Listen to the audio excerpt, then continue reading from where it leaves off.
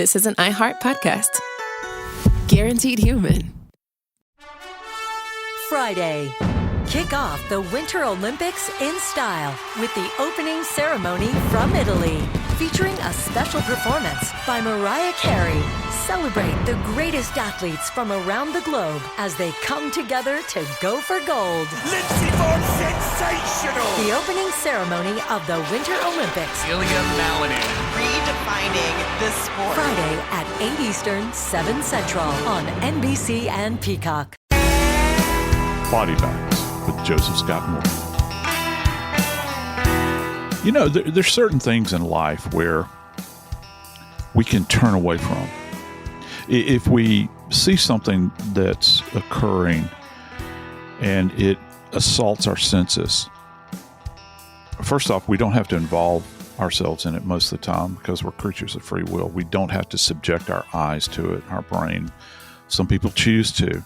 And I contend that some things that we put into our brains and into our hearts stay with us forever and ever. But you know that there's a group of people out there that work every single day that you never hear about. And I say work because it is work, and it's work that they didn't expect to get. And they are subjected to some of the most horrific things, and they never ask for it. Imagine, if you will, you're just going about your life, and suddenly in the mail, you get an envelope, a notice. Contained in it, it says that you, on this particular day, shall appear in court for the purpose of serving on a jury. The case we're going to talk about today involves a horrible, horrible double homicide, but there's one person that bore witness to what had happened through photographs. And it apparently shocked them to their core. I'm Joseph Scott Morgan, and this is Body Bags. Dave, I got to tell you the story real quick. I'm one of these people that I love doing things that the Constitution says that I have the right to do, or that I have the privilege to participate in. And and I know that there's going to be people that are cringing when I say this. I don't care. I've always wanted to serve on a jury.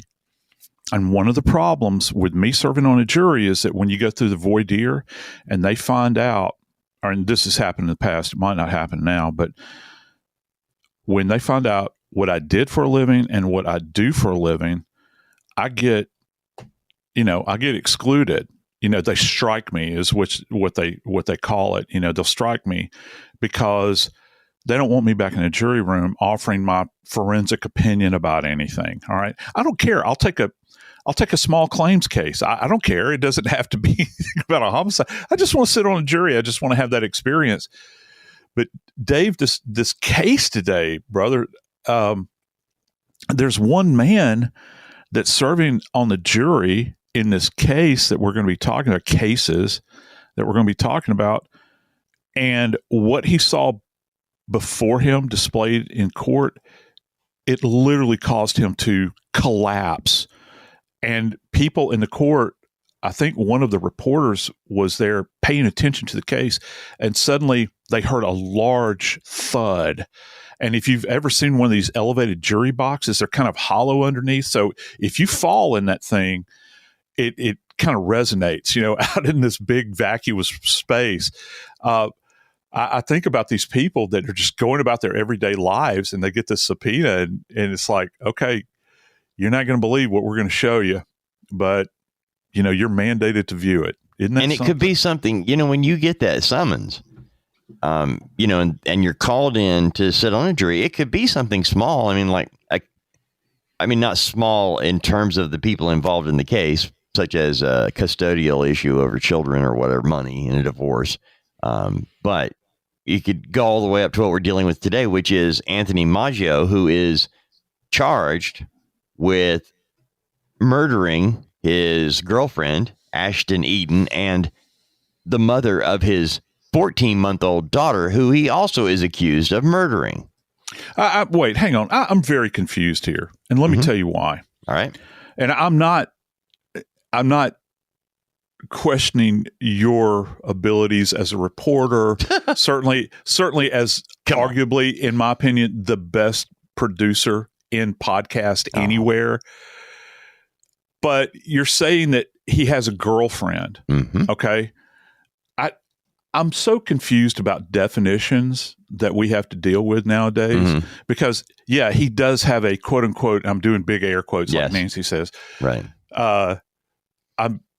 He has a girlfriend, but he's also got a fiancé as well. Please help me with that. Help me understand the calculus of that. How do you have a girlfriend and a fiancé, and you've got offspring from both of these individuals? Well, okay, here we go. Anthony Maggio. At the time all of this happens, by the way, the murders occurred on October the 2nd, 2020. Anthony Maggio is a 26-year-old man at the time.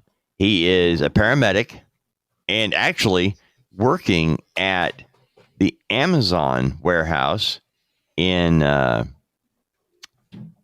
Illinois. The name just... It was Joliet. It was Joliet. Joliet Jake in Elwood Blues. Oh, yeah. In Joliet, where, Maggio is on staff there as a paramedic. The warehouse is so big and they do have injuries, so they've got him on staff there of course, as a paramedic, which I found fascinating. But he has dreams of working for a much bigger department as a paramedic fireman. He actually has a gig at a very, very small fire department. But at 26 years old, Anthony Maggio has a dream to be a paramedic fireman in Cicero.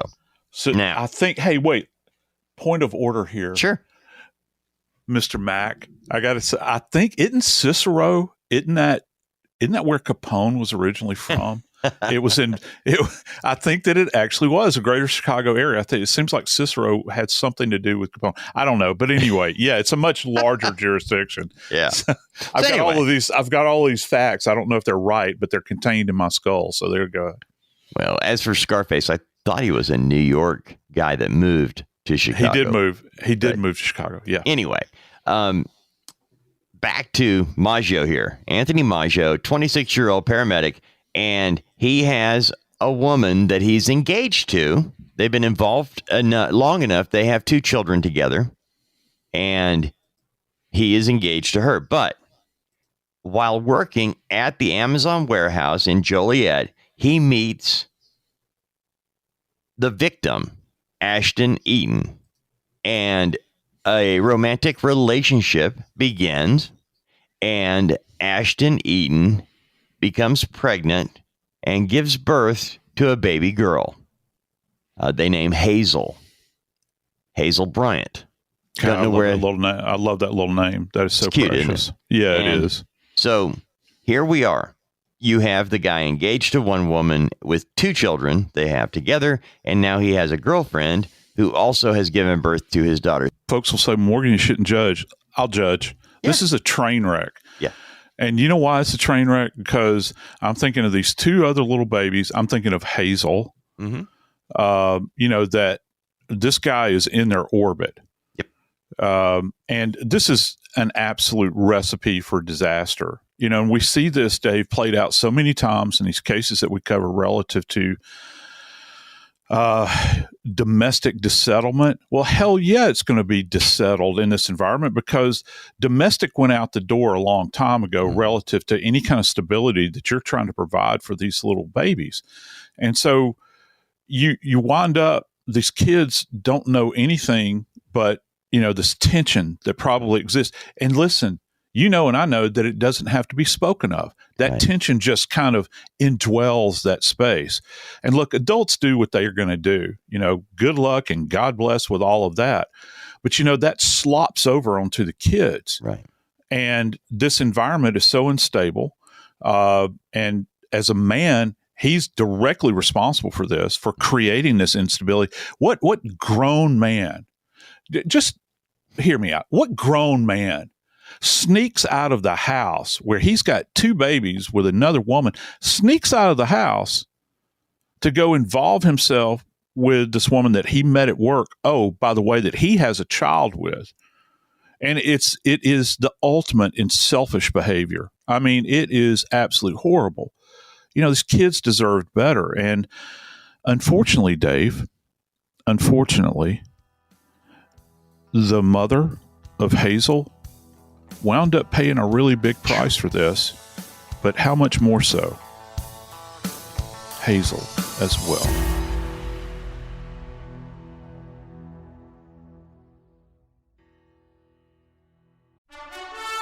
Friday. Kick off the Winter Olympics in style with the opening ceremony from Italy, featuring a special performance by Mariah Carey. Celebrate the greatest athletes from around the globe as they come together to go for gold. Lindsey Vonn, sensational! The opening ceremony of the Winter Olympics. Ilya Malinin. Redefining this sport. Friday at 8 Eastern, 7 Central on NBC and Peacock.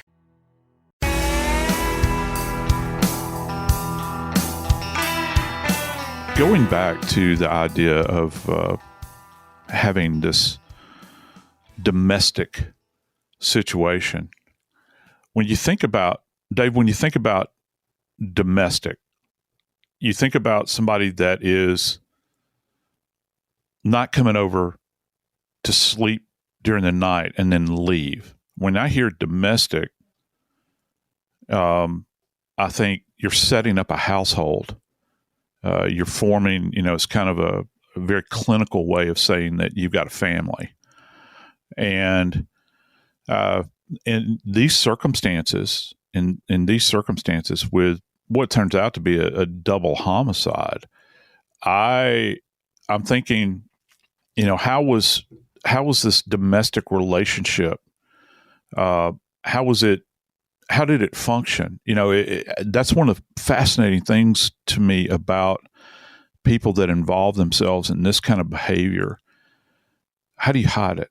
Or are you even attempting to hide it? You think about the awareness of one lover, of the other lover, and this individual's kind of jumping from one foot to the other. Because I think that at some point in time, they just realized that the train's out of control. So, but with a domestic relationship, there's something that we have to go back to, and we're going to go back into forensics here, because domestic implies that you're indwelling a space, and Lacard said that every contact leaves a trace. So if you're in an environment with somebody, it's not unusual to find their DNA there, evidence that a life was lived there, and particularly if there's a sexual relationship. So just because you find maybe seminal fluid, for instance, that's very DNA rich, that doesn't mean that there's anything nefarious going on as far as the law is concerned. That just means that you're in this environment and you're going to leave these fluids behind. It's when you find them in other places that you begin to kind of scratch your head as an investigator and say, I wonder what's going on here. When Ashtin Eaton is found on the kitchen floor, she has a long cut going on her forearm, and from what appears to be a box cutter, but that's not how she died. Yeah. What do you, as an investigator, when you walk into this scenario, and I want to back up very quickly. Yeah, when the call to 911 is made, hey, my mom's on the floor in the kitchen, she looks like she's dead. The person on the 911 call, they have a protocol to make sure because a person might be unconscious, but they might not be dead. And so they have to go through a few things to make sure the individual's dead and they're on the phone. Yeah. And by the way, just let me say this. When you talk to a 911 operator, they do work off of a script.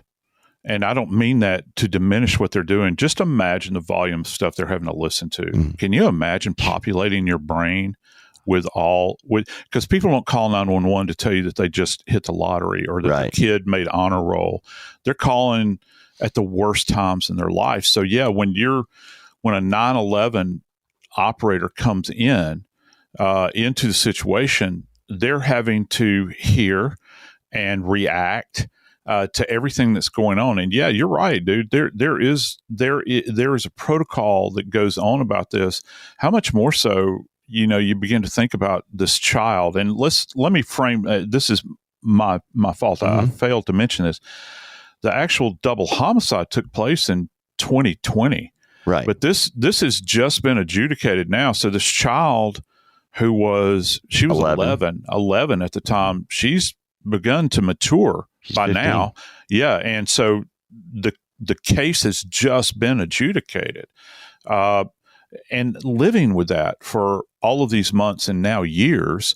And she bears witness to this, Dave. It's a tough thing. And she would be, as the finder, you don't normally think about children being the finder of a dead body in a homicide. It does happen. And you have to be very, very delicate with them when you're questioning them because the trauma is so incredible. And here's how it went down. The 11-year-old made a FaceTime call to her grandmother and said, something's wrong, mom's not breathing. And so the grandmother said, take the call over there, let me see her. And grandmother said she looked really bad, obviously. Holy smokes. And so the grandmother is talking to the 11-year-old and says, okay, sweetie, call 911. That's where this began from a legal standpoint of the discovery of the finder. And I think about that 11-year-old and what she has dealt with in her life to this point. It has got to be as bad as it gets. Yeah, it is. And on a side note, I got to tell you, being a forensics professor, you might be shocked to learn this, Dave. I've never told you this.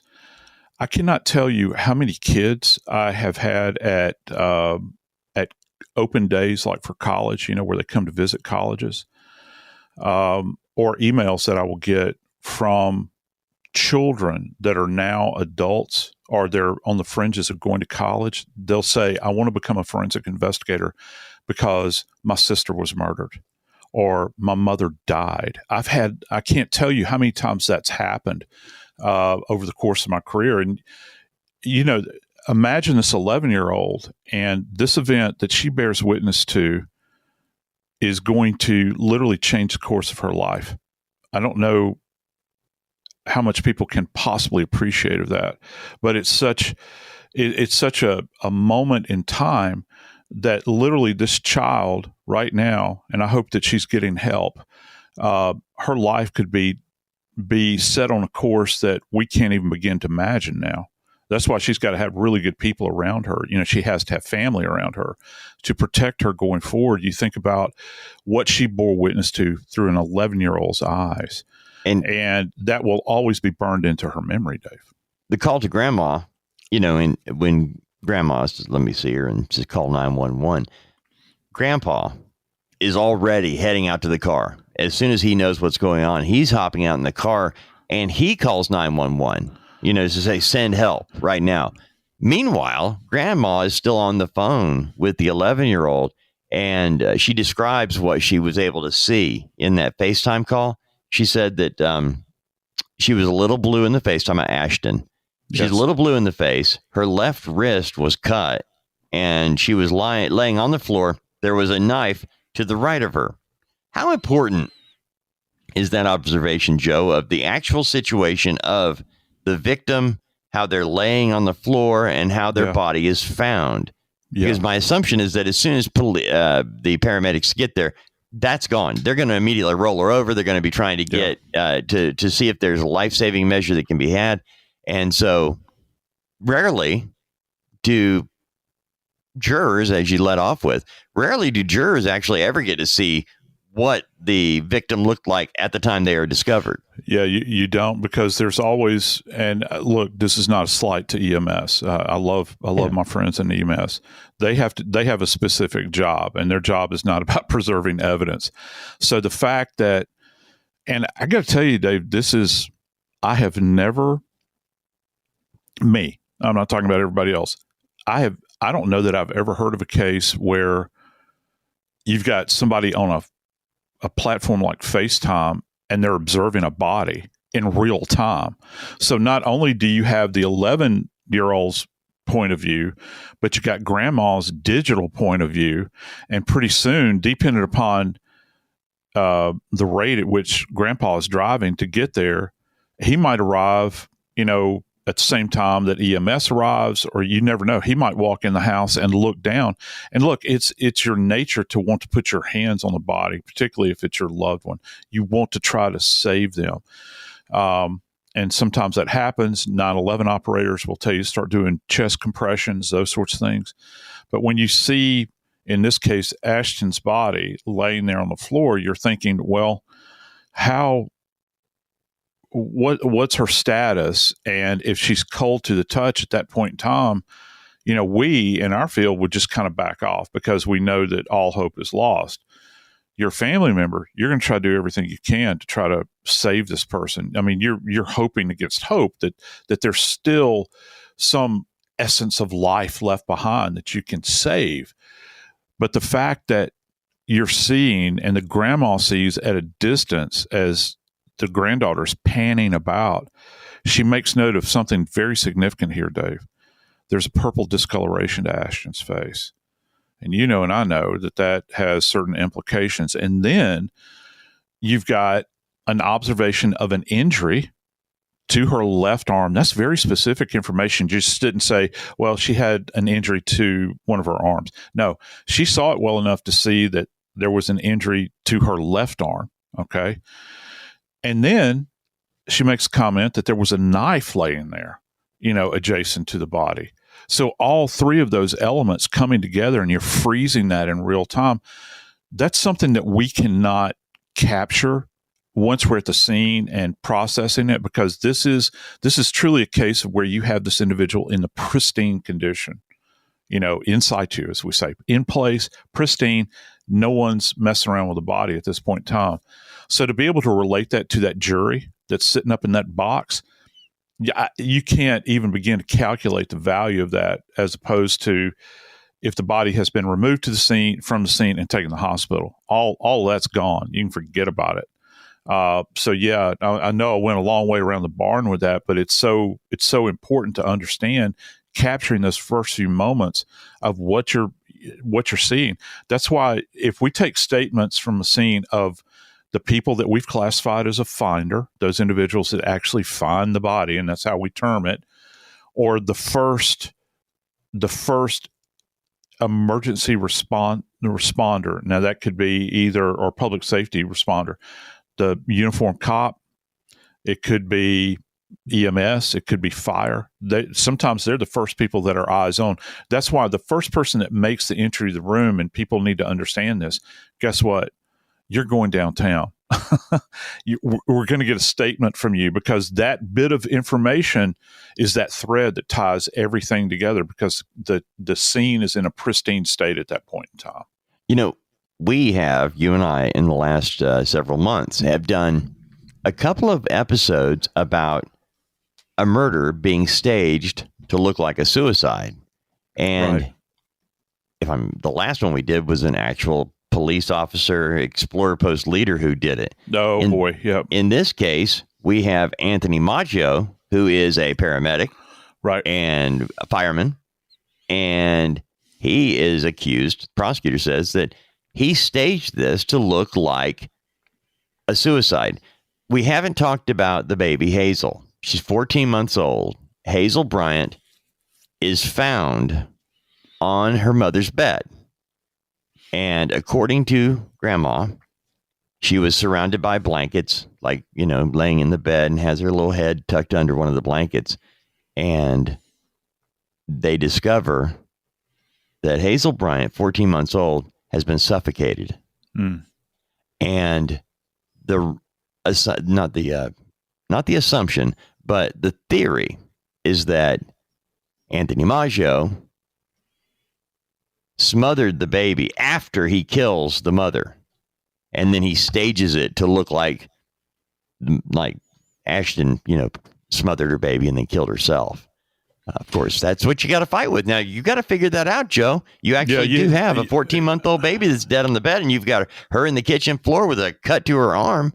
Looks like bloody mess. Yeah, isn't that something that you begin to think about this cut to the arm that she has sustained? Is this an effort, like you said, to give the appearance of a staged event? So the big question for us, I think, would be in the morgue is if we see this insult to the arm, this cut, one of the things that we're going to do is closely examine that. The first thing we're going to do is take a look at the margins of it. And when I say margins, I'm talking about the edges of this. Now, they've used the term knife, but my understanding, this is actually a box cutter that has changeable blades. Sometimes, they'll use a brand name for it. I grew up calling it a Stanley knife. That's what it, and Stanley hardware, all right, or Stanley tools. But, I grew up calling it a Stanley knife. And so this box cutter, these blades on this thing are very, very sharp. So when you begin to examine an injury like this, a cut, first off, the margins are going to be very even, very clean. If you've never been around a freshly loaded box cutter, you can shave a hair with it. I mean, it's that sharp. They're very dangerous to use. I mean, all you got to think about is 9/11, right? They're razor blades. They are razor blades. They are. They're very sharp. They have a point on them for those that have never seen one, and they have that leading edge. It's a single edge. It's when you look at it on the side, it's kind of got it's triangle in shape, as it presents out of the end of the actual handle. And there's a lot of parts to the handle. So if you're thinking about retrieval of any kind of evidence, there's so many surfaces, there's so many crooks and crannies where things can get into. There's a side screw where you open the thing up. You've got the spine that's many times it's very textured with an actuator that almost looks like a thumb actuated trigger on the top of it where you press the blade out or you can retract the blade. But here's the deal. With this Stanley knife, box cutter, whatever you want to call it, there will be traces that will be found there. And in this case, this box cutter held all the answers.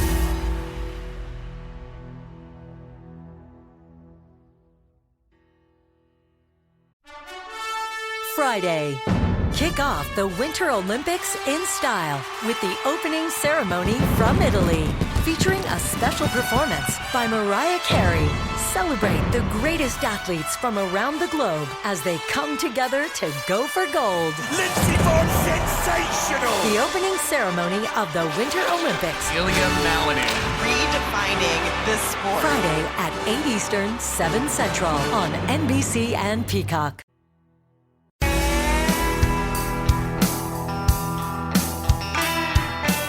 I hate why I say that over and over again. I know my friends are getting sick of me hearing it. Let's don't say why. Let's say what. What would motivate you? What would motivate you to take two lives? And this precious baby. Did Ashtin actually kill his child? Because that's one of the things that the police, at least in the beginning, thought that was going on. And listen, Dave, you ever notice and it'll happen on the weekends many times, we will get these things that will come into our news feed, because you and I track all this stuff. Mm-hmm. How many of these cases, and we never do any of them, where we have what's referred to as a murder-suicide case, where somebody goes in and wipes out their family and then they kill themselves. And it generally only makes it through like one news cycle, maybe two. So this is kind of imprinted in our brain. You come in, you find a deceased mother, and it seems like yeah, it's plausible because it seems like it happens a lot. You've got a deceased mother, and oh, by the way, yeah, back in the bedroom, you got this precious little angel that I think you said that they determined that she had been suffocated, Dave. Yeah, smothered is the term they use. Smothered. Okay. When you're talking about smothering, suffocation, you have to think about there's an even broader term that you use, and that's called asphyxia. And if you just imagine that asphyxia, instead of a typical pyramid shape, it's an inverted pyramid. So if you think about asphyxia as the foundation, everything else that kind of extends up and out from asphyxia, there are different forms of oxygen deprivation that are out there. We call them a variety of things. So smothering, if you think about asphyxial deaths, you have suffocation, that's a subset of asphyxia, and then even smothering is actually a subset of suffocation. So it goes asphyxia, suffocation, smothering. All right. We can talk about ligature strangulation, like with hanging, or a garrote. Those are mechanical. You have chemical asphyxiation, where somebody's exposed to gas, carbon monoxide, or we covered the case of the guy that was executed here in Alabama with nitrogen gas. Okay. That's an asphyxial death, but that's a gas related asphyxiation.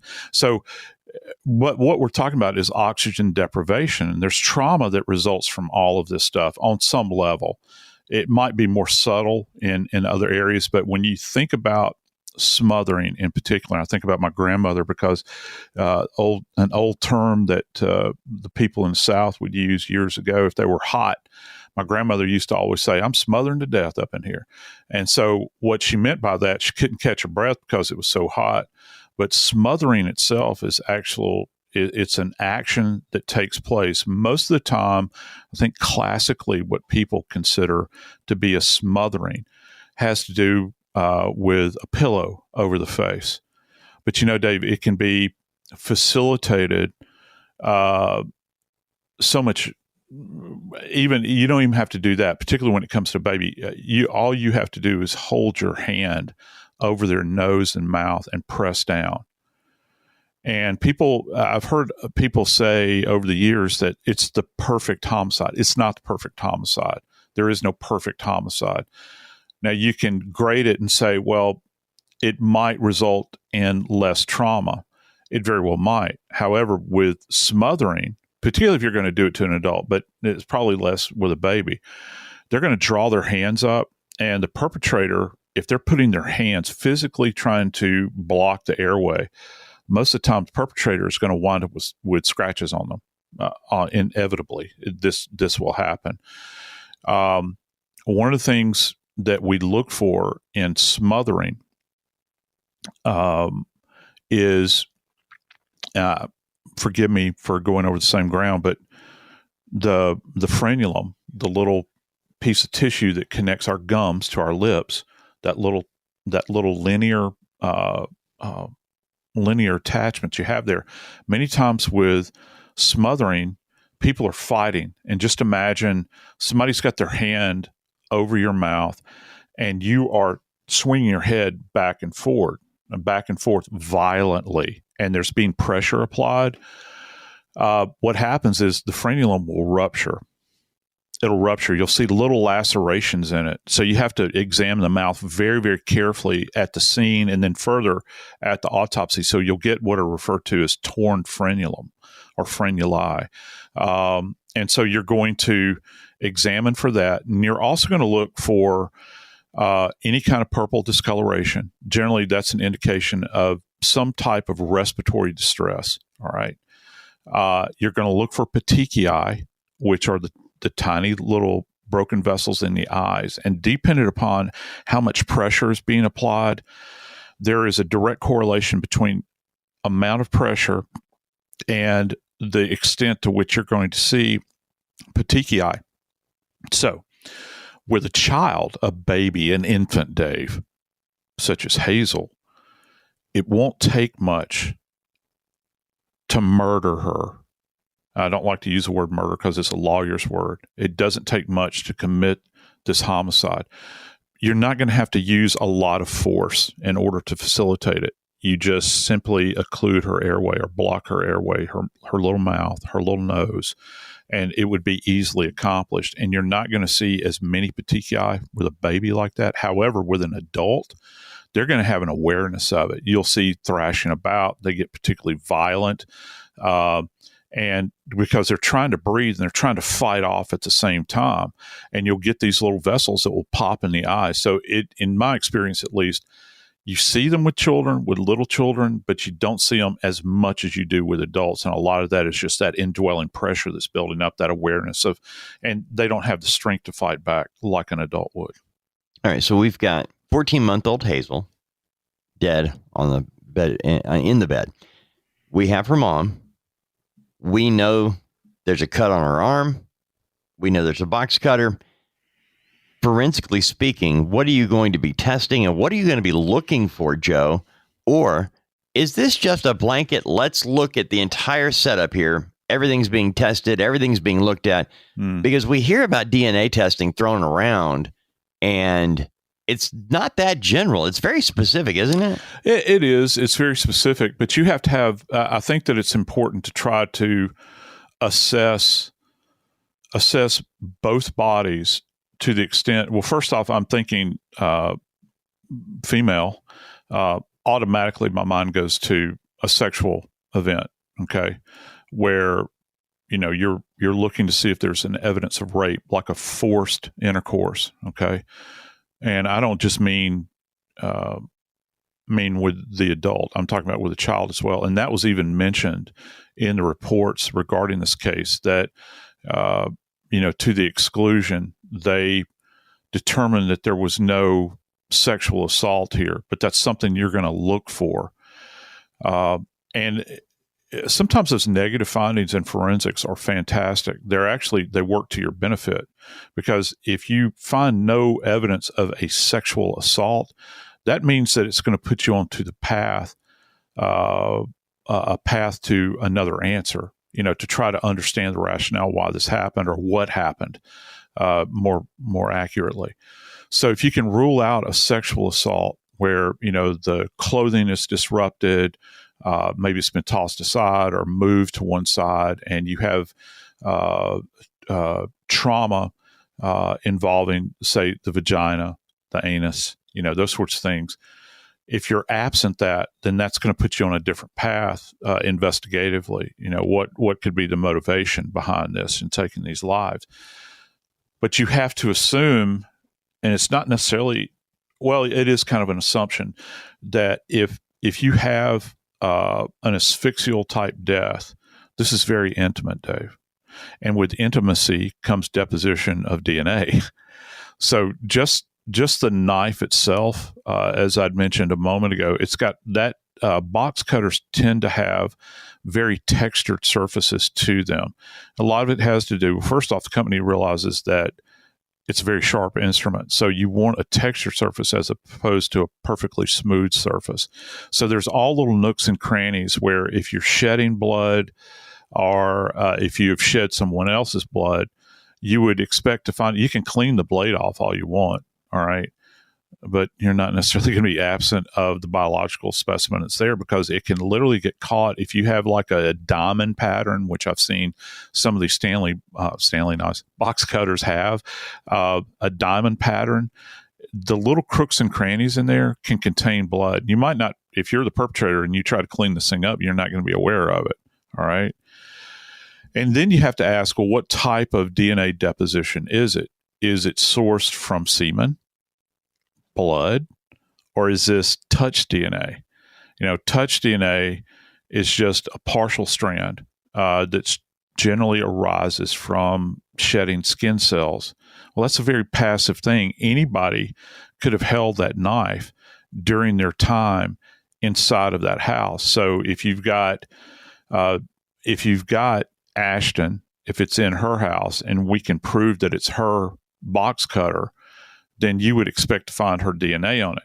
Well, if she's involved with Maggio, then, and he's coming to her residence, I think that the defense can say, well, you would expect it. He may have opened boxes for her. He may have used it, this box cutter, which some people call a utility knife, by the way. He may have, used it to trim, I don't know, flooring for her or work in the bathroom. So, yeah, you'd expect to find his DNA there. But what source was the DNA? Because if it's just touch DNA, easily explained away. What's hard to explain away is any kind of body fluid, because you don't expect somebody to hold a box cutter if they're bleeding. Okay, you don't expect to find, say, for instance, semen. At least I would hope not on a box cutter. That goes against everything that you would think of investigatively, and it would be a big note to kind of hit upon. So the sourcing of the DNA, what does it come from, and then who does it belong to? But here's what you can't get past with this. The box cutter actually had nothing to do with her death. This is a staging implement, or at least to, give the impression. But when you think about Ashton's cause of death, her cause of death is asphyxia. And if you're trying to say that, I don't understand what the rationale, or how, particularly if you have any degree of medical knowledge, which paramedics do.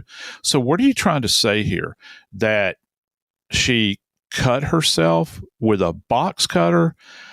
There's not like an incredible volume of blood laying around. You're trying to say that's the cause of death?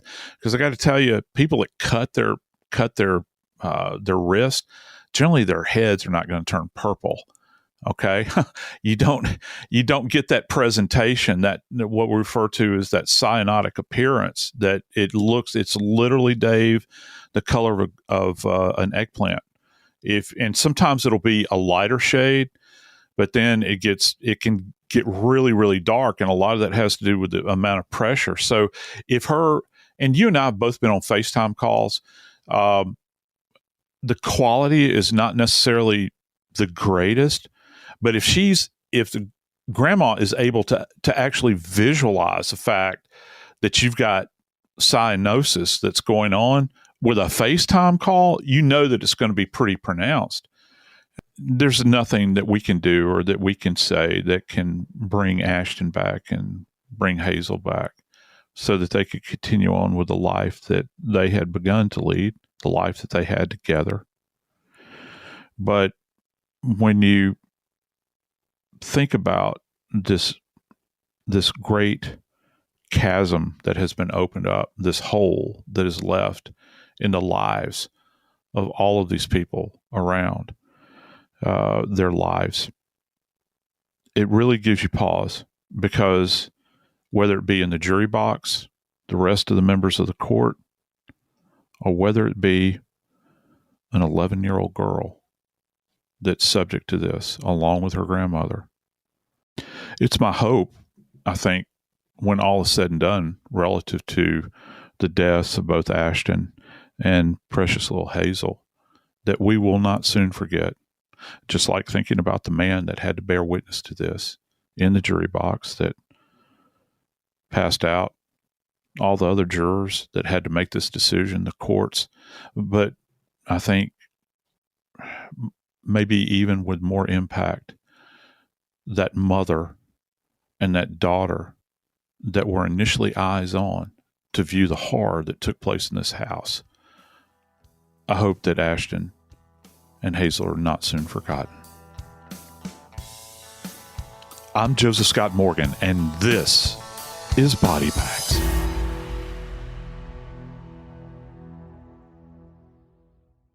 This is an iHeart podcast. Guaranteed human.